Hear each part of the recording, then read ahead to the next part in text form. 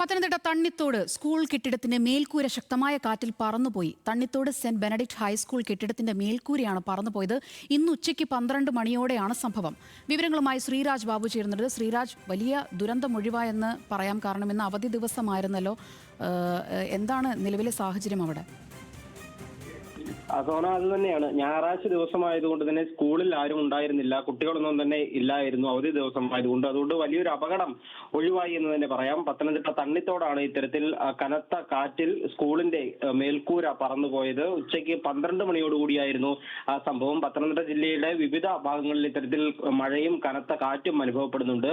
തണ്ണിത്തോട് പ്രദേശത്തും ഇത്തരത്തിൽ മഴയും കാറ്റും അനുഭവപ്പെടുന്നുണ്ടായിരുന്നു. എന്തായാലും ഈ മേൽക്കൂര ഏതെങ്കിലും തരത്തിലുള്ള ബലക്ഷയം ഉണ്ടായിരുന്നില്ല എന്നാണ് സ്കൂൾ അധികൃതർ പറയുന്നത്. എന്തായാലും വിദ്യാർത്ഥികൾ ഇല്ലാതിരുന്നത് വലിയ അപകടം ഒഴിവാക്കി. ഞായറാഴ്ച ദിവസമായതുകൊണ്ട് തന്നെ സ്കൂളിൽ ആരും ഉണ്ടായിരുന്നില്ല. അത് ഈ അപകടം ഒഴിവാക്കി. സെന്റ് ബെനഡിക്ട് ഹൈസ്കൂളിലാണ് ഇത്തരത്തിൽ ഒരു അപകടം ഉണ്ടായത്. സോന, ശരി, ശ്രീരാജ് ബാബുവാണ് പത്തനംതിട്ടയിൽ നിന്നും വിവരങ്ങൾ പങ്കുവച്ചത്.